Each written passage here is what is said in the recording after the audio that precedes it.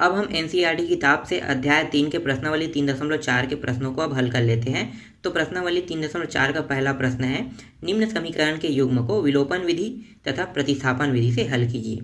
कौन सी विधि अधिक उपयुक्त है? तो यहाँ पे पहला जो प्रश्न है उसको हल कर लेते हैं। तो x + y = 5 और 2x - 3y = 4। इसे सबसे पहले हम विलोपन विधि से हल करेंगे। तो विलोपन विधि क्या होता है?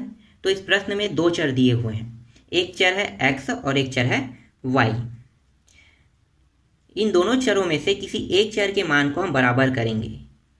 जैसे कि अगर मान लो यहाँ पे 2x दिया है तो ये भी क्या होना चाहिए, 2x होना चाहिए। और ये जो 3x है 3y है तो यहाँ भी क्या होना चाहिए, 3y होना चाहिए। मतलब इन दोनों में से किसी एक चर के मान को हम बराबर करेंगे तो दूसरा चर का मान ऑटोमेटिकली आ जाएगा। ऐसा क्यों कर रहे हैं? क्योंकि एक चर का जिस भी चर का मान बराबर करेंगे वो कट जाएगा और जो चर बचा है उससे क्या होगा, उसका मान निकल जाएगा। तो कैसे हल होगा?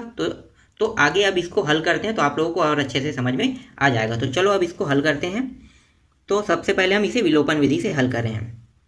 तो क्या करेंगे, समीकरण 1 को देखो, समीकरण 1 और समीकरण 2 दोनों को देख रहे हैं। समीकरण 2 में देखो यहाँ पे 2x लगा है और यहाँ पे सिर्फ x है। तो हम क्या करेंगे, यहाँ भी अगर x को बराबर करेंगे तो यहाँ पे 2 का गुणा होना चाहिए। तो 2 का गुणा पूरे पद के साथ होगा, समीकरण 1 के साथ। तो यहाँ पे आपको लिखना होगा समीकरण 1 में 2 का गुणा करके समीकरण 2 के साथ घटाने पर। तो समीकरण 1 में 2 का गुणा कर दो तो ये हो जाएगा 2x, 2 का गुणा इसके साथ भी होगा तो 2y हो गया, बराबर 5 के साथ भी 2 का गुणा होगा तो ये हो गया 5 दूनी 10 हो गया। अब बचा क्या है, समीकरण 2। तो समीकरण 2 को यहाँ पे उतार लो, क्योंकि देखो 2 को लाना था हमारा, दोनों पहला पद बराबर हो गया तो ये 2x हो गया -3y = 4। घटा दो। अब घटा क्यों रहे हैं, क्योंकि दोनों मान प्लस में है तो प्लस में तो ये हल होगा नहीं, क्योंकि हमें इनमें से किसी एक चर को तो घटाना है। तो देखो ये दोनों मान बराबर, इसलिए इसको घटा दो। तो घटाएंगे तो ये आसानी से कट जाएगा, इसलिए हम यहाँ पे घटा रहे हैं। अब यहाँ पे क्या है, माइनस है तो इसको प्लस कर लो, और यहाँ भी क्या है, प्लस है तो इसे माइनस कर लो। तो चिन्ह में यहाँ पे परिवर्तन हो गया। ये दोनों मान सेम होने के कारण कट गया और प्लस माइनस में इसीलिए। अब ये दोनों देखो, ये कितना है, प्लस है, ये भी प्लस है, कितना हो जाएगा, 5y हो जाएगा। और ये हो गया, घटाएंगे तो 6 आ जाएगा। तो यहाँ पे y का मान आ गया 6/5। ठीक, यहाँ तक आपको समझ में आ गया। अब हम क्या करेंगे, इस y के मान को समीकरण 1 चाहे समीकरण 2 में रख दो, x का मान निकल जाएगा। तो यहाँ पे हम लिख लेते हैं समीकरण 1 में y का मान रखने पर तो समीकरण 1 क्या है, x, और y का मान अगर हम रख देते हैं तो कितना होगा, 6/5, बराबर इस साइड क्या है, 5 दिया हुआ है। यहाँ पे x, ये 6/5 को उस पर पक्षांतर कर देंगे तो ये हो जाएगा, प्लस है तो -6/5 हो जाएगा। यहाँ पे इसके नीचे में कुछ नहीं, मतलब क्या है, 1 है।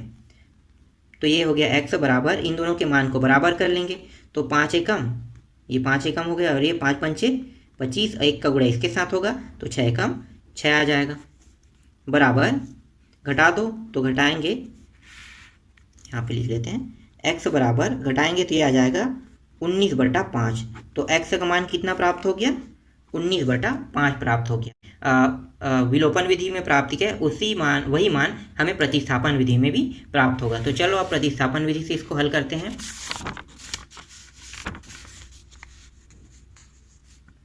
तो फिर से हम लिखेंगे समीकरण 1 को। तो समीकरण 1 है x + y = 5, इसको समीकरण 1 ही नाम दे दो। और ये 2x - 3y = 4, इसको हम समीकरण 2 नाम दे देते हैं। अब हम इसको प्रतिस्थापन विधि से हल करें। तो प्रतिस्थापन विधि में कैसे हल करेंगे, तो यहाँ पे आपको लिखना होगा समीकरण 1 से x + y = 5। तो ये हो गया x, y को उस पर पक्षांतर कर देंगे तो ये हो जाएगा 5 - y हो जाएगा। इस x के मान को समीकरण 2 में रख दो। तो समीकरण 2 में x के मान रखने पर, समीकरण 2 है 2, x का मान कितना है, 5 - y = 4। इस 2 का अंदर गुणा कर दो, सॉरी और मान दिया है ना यहाँ पे, क्या है 3y है। चलो ठीक, यहाँ पे लिख लेते हैं। इस 2 का अंदर गुणा कर दो तो ये हो गया 5 दूनी 10 माइनस 2y और ये हो गया माइनस 3y बराबर 4। यहाँ पे देखो माइनस माइनस में है दोनों, तो क्या हो जाएगा, जुड़ जाएगा।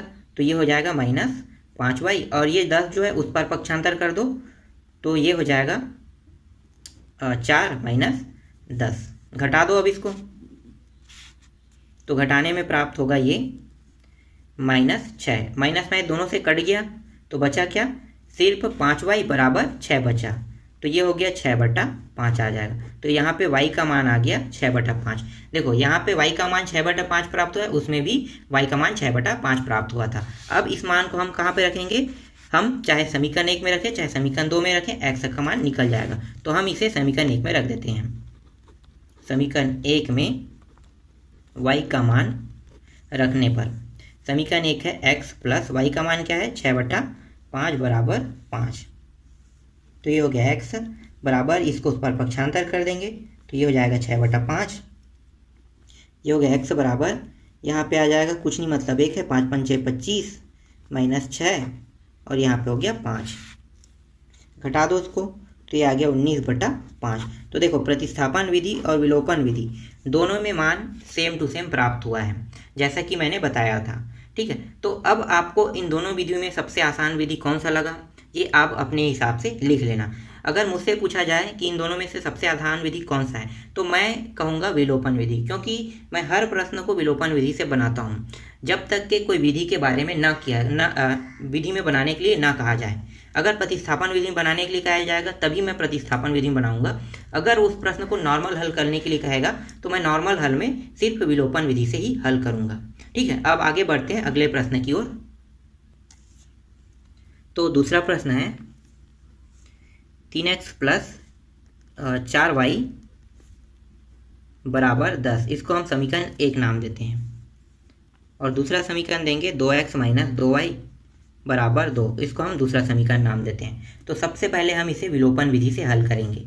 तो विलोपन विधि आपको समझ में आ गया होगा। चलो इसको भी उसी विधि से हल कर रहे हैं। तो यहाँ पे आप थोड़ा सा अब समझो फिर से। देखो यहाँ पे हम x के चर को फिर बराबर कर रहे हैं। तो यहाँ पे 2 है और यहाँ पे 3 है। अगर मैं 2 का गुणा इसके साथ करूँगा तो ये कितना हो जाएगा 6। लेकिन क्या ये 6 है, नहीं। तो क्या करेंगे, इस 3 का गुणा इसके साथ, मतलब एक दूसरे का गुणा एक दूसरे के साथ करना पड़ेगा। इस 2 का गुणा इसके साथ और इस 3 का गुणा इसके साथ कर देंगे इस समीकरण में। तो यहाँ पे आप लिखो समीकरण 1 में 2 का गुणा तथा समीकरण 2 में, देखो समीकरण 1 है ये है, तो इसमें हमने क्या किया, इस वाले मान का गुणा कर दिए। ठीक है, 2 का गुणा कर दिए। अब जब समीकरण 2 हो रहा है तो हम किसका गुणा करेंगे, इस वाले मान का इसके साथ गुणा कर देंगे। तो समीकरण 2 में 3 का गुणा करके घटाने पर तो कर देते हैं। तो 2 का गुणा पहले करेंगे समीकरण 1 में, तो ये हो जाएगा 3 दूनी 6x हो जाएगा, प्लस 4 दूनी 8 हो गया। ठीक है, 2 का गुणा अंदर कर रहे हैं और ये 10 दूनी 20 हो गया। ठीक, 2 का गुणा करने पर ये मान प्राप्त हुआ। अब आगे इसको फिर हल करो। तो अब क्या करेंगे, अब समीकरण 2 में इस 3 का गुणा पूरे पद के साथ कर देंगे। तो ये हो गया 3 दूनी 6x हो गया, माइनस 3 दूनी 6y हो गया, बराबर 3 दूनी 6 हो गया। घटा दो अब इसको, तो घटाएंगे तो चिन्ह में परिवर्तन हो जाएगा। ये दोनों सेम होने के कारण कट गया। ठीक है, ये क्या है, प्लस प्लस दोनों है तो जोड़ देंगे। तो ये हो जाएगा 8 6 14। तो ये आ गया 14y बराबर, यहाँ भी कितना है, घटाएंगे तो 14 प्राप्त होगा। तो यहाँ पे y का मान प्राप्त हो गया 14/14।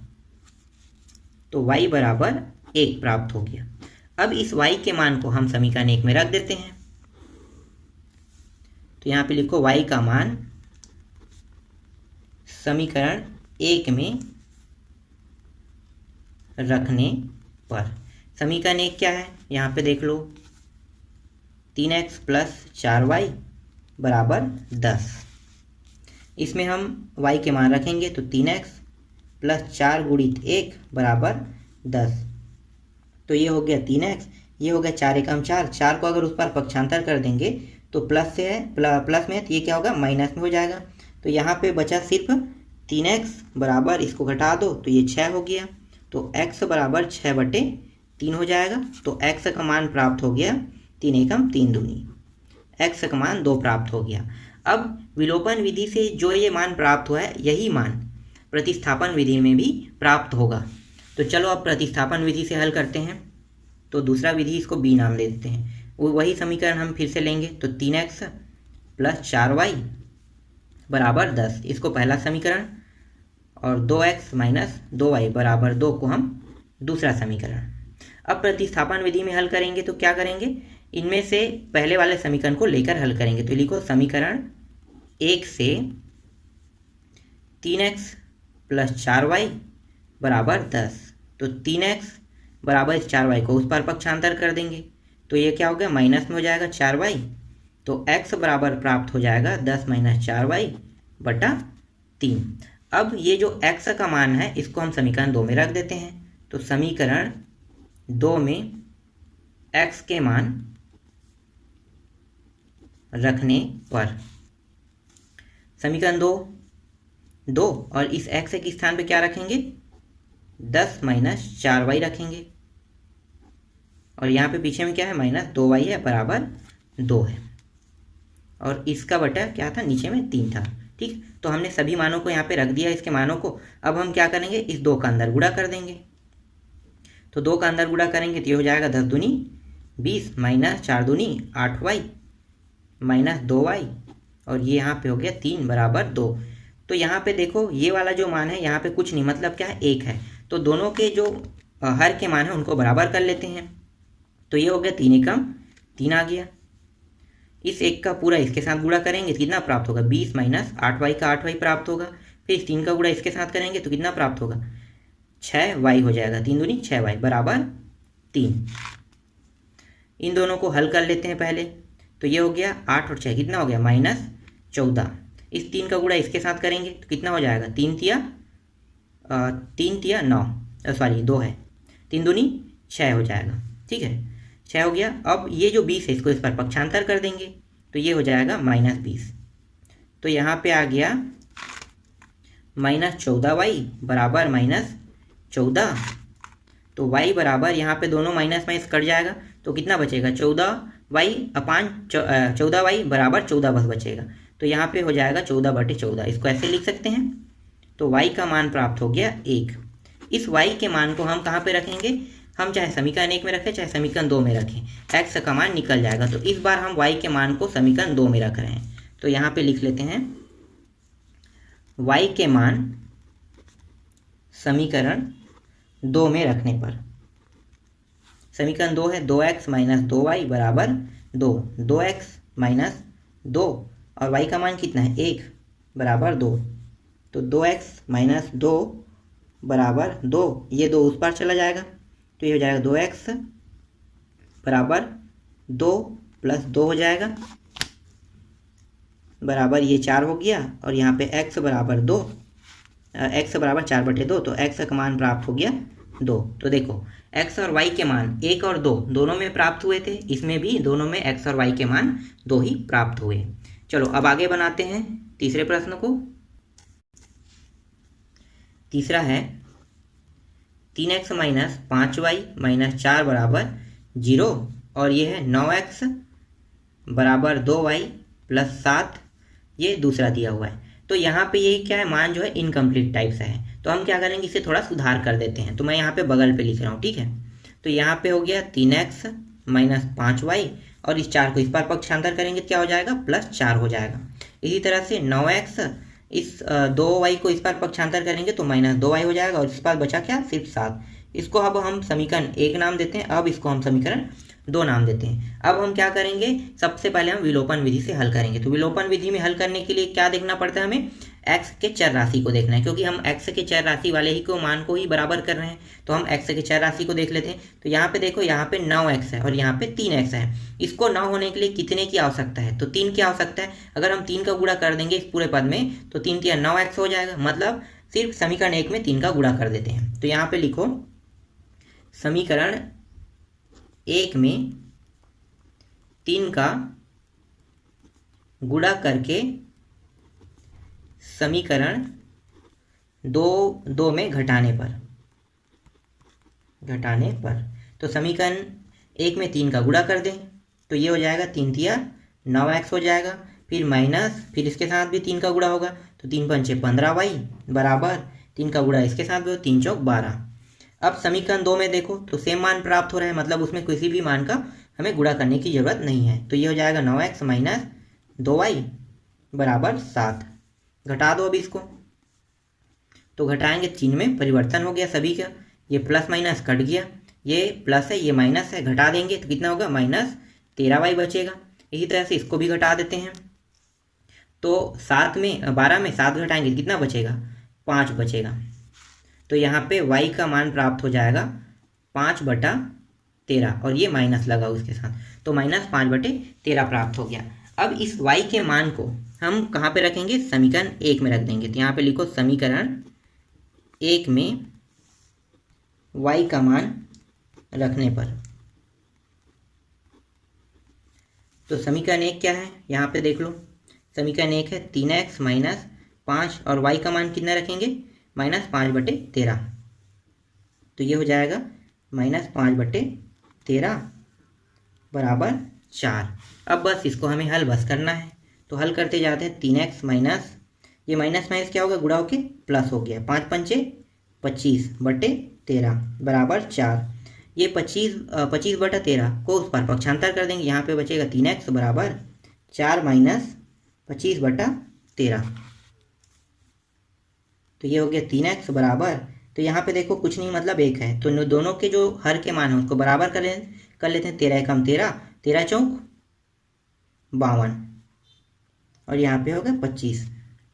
तो ये हो जाएगा 3x बराबर, घटा दो इसको तो ये हो गया 7 और ये हो जाएगा 2/13 और यहाँ पे अभी भी 3 है।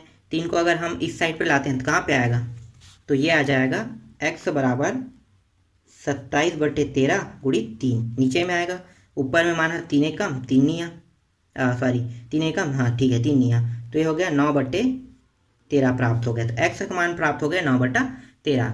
अब ये जो मान प्राप्त हुआ है यही मान प्रतिस्थापन विधि में भी प्राप्त होना चाहिए। तो चलो आगे अब प्रतिस्थापन विधि से इसको हल करते हैं।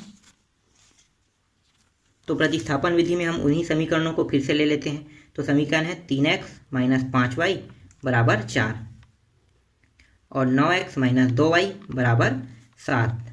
ये समीकरण 1 है, समीकरण 2 है।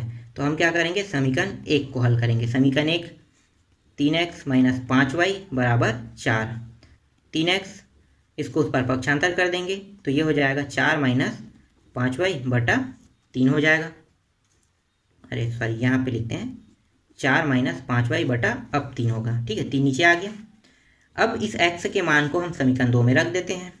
तो मैं इस बार डायरेक्ट रख रहा हूँ, तो यहाँ पे 9x के स्थान पे क्या रखेंगे 4 माइनस 5y बटा 3 माइनस 2y बराबर 7। बस अब इसको क्या करेंगे हल बस करना है। तो देखो ये दोनों कट रहा है, 3 एकम 3 तिया काट दो यहीं से। अब इस 3 का अंदर गुणा कर दो तो 4 तिया 12 माइनस 3 का गुणा इसके साथ भी होगा तो 15y माइनस 2y बराबर 7।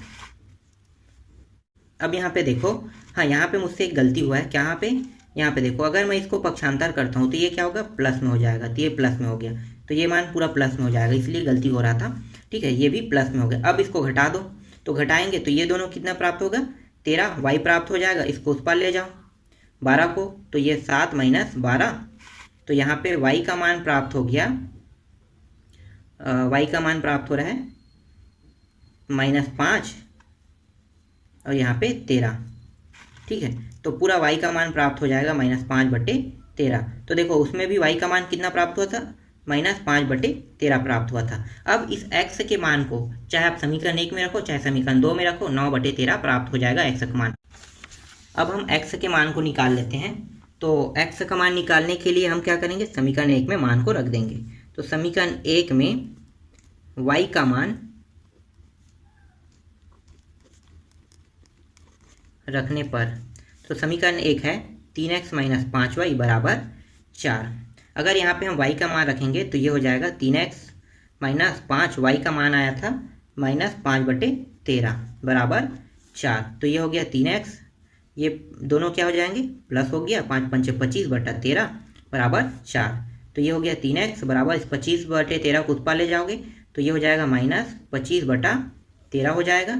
ये हो गया 3x बराबर, यहाँ पे होगा 13 चौक 52 -25/13। ठीक है, मैं थोड़ा सा जल्दी कर रहा हूँ इसको।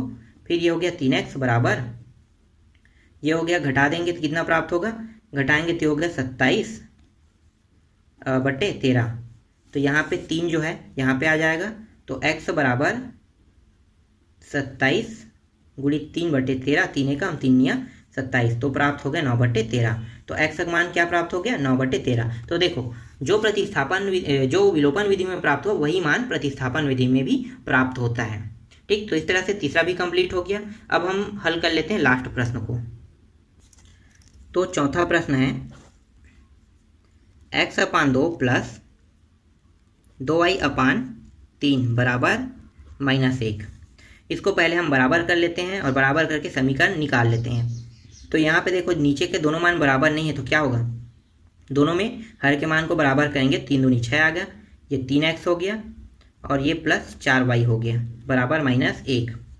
तो ये हो गया 3x प्लस 4y, और ये जो 6 है उस साइड चला जाएगा तो क्या होगा, तिर्या गुणा के रूप में यहाँ पे ऊपर में आ जाएगा। तो गुणा हो जाएगा तो कितना होगा, -6, यहाँ पे माइनस और 6 कम 6। तो इसको अब हम समीकरण 1 नाम दे देते हैं।